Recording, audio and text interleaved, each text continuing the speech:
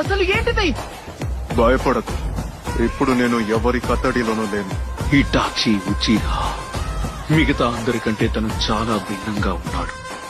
రీయానిమేషన్ jutsu తన మీద పని చేయలేదు అంటే అది తన కన్నైనా. అవును, ఒకే ఒక్క గెంజుత్సు మాత్రమే ఆ పని చెయ్యగలదు. షిషుహి ఉచిహాకి చెందిన మాంగేక్యూ షేరింగ్ హాన్.